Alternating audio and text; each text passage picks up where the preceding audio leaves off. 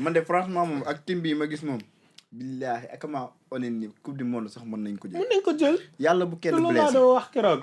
dama honnête ni man coupe du monde mën nañ ko jël. du dee ma sax ay final man jëng mu ma gisee comme Kalidou Koulibaly wala joueurs yi di waxee ay d'accord ay joueurs lañ quoi dañuy wish rek pour am dem foofu.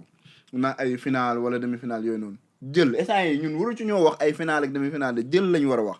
coupe d'Afrique bi ñoo ko war a moom man coupe d'Afrique bi voilà si.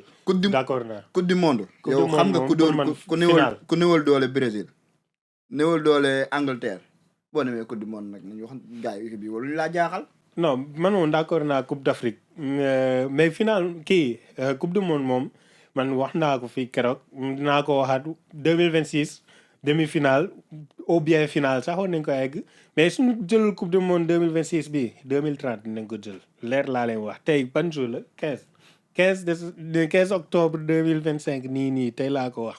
xam nga fu ma ko teg nag déjà joueurs yu ñu am fii nii dañoo mature kon Nicolas Diouf waxee dañoo ñor dañoo am jaar-jaar 2015 ba léegi 10 ans ni ngi saa yi dañoo am jaar-jaar te yenn saa yi nii dañoo dem ba ñor équipe bi am benn maturité mentale aussi mais nga xamante ni cadre yi fi nekk fii nii yenn saa yi nii bon ñoo ci nekkagul jotagul pour ñu dem ndax kii di Edouard Mendy Koulibaly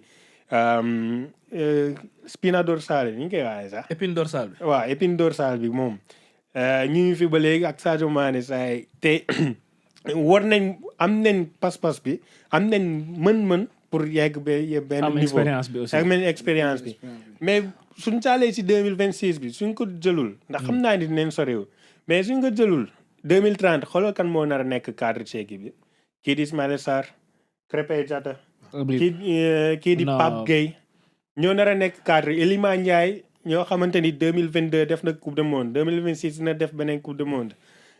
Pape Matar Sarr aussi.